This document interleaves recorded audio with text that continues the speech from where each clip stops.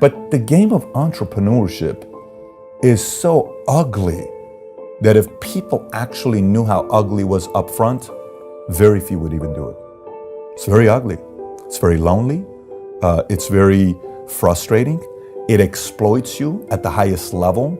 You know, you in the world of business, you don't just have one or two weaknesses. Imagine all of a sudden one day, 50 weaknesses are exposed, all at the same time. And everybody tells you, because it's you. Who wants that? No one wants that. And imagine a game where you always have to recreate yourself or else you lose. Like, let me put it to you this way. It's like working out, but you can't take a day off. You know how you work at least you got like a few days off to have your, regroup and all that stuff.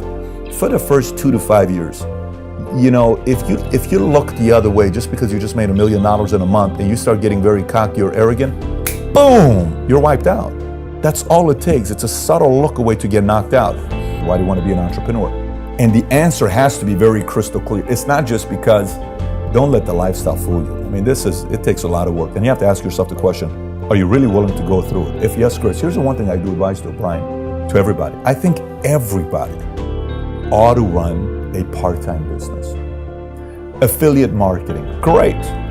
Sell products on the side, garage, whatever it is, get your real estate license, sell real estate on the side, get an insurance license, sell insurance on the side, and maintain your job. And put 10 or 15 hours into it. I think everybody ought to do it and can do it. Everybody.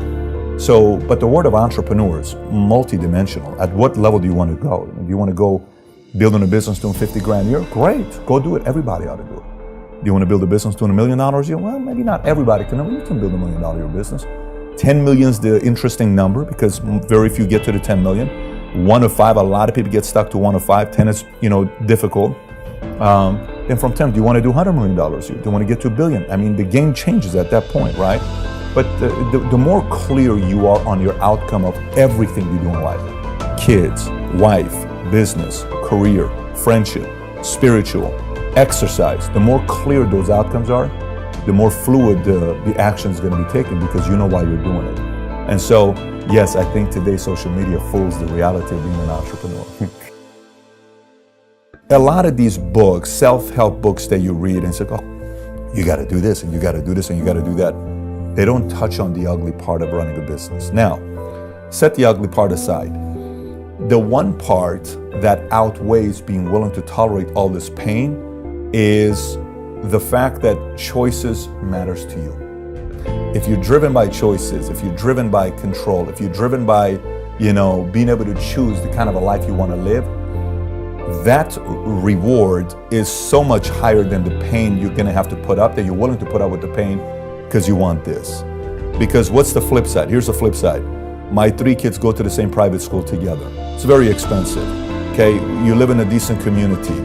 You have a house with elevators and privacy. You can have security, you can have nicer insurance, nicer protection, better advisors, better counselors, better money managers, better attorneys, better CPAs, better protection, all of that stuff.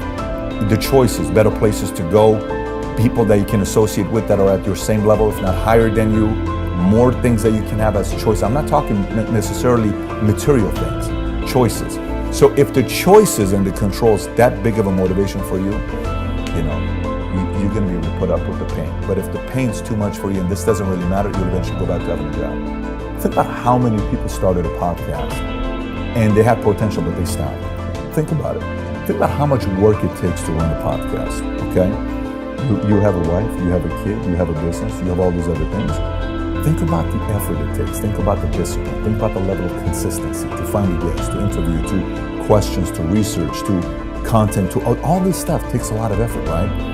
But you're doing it. It's very obvious you're enjoying it and it matters to you. And that's why you're effective. You see some people that it doesn't matter to them. They're winging it. So that's the differentiator between an amateur and a pro. A pro's trying to figure out a way to be prolific because it matters to them.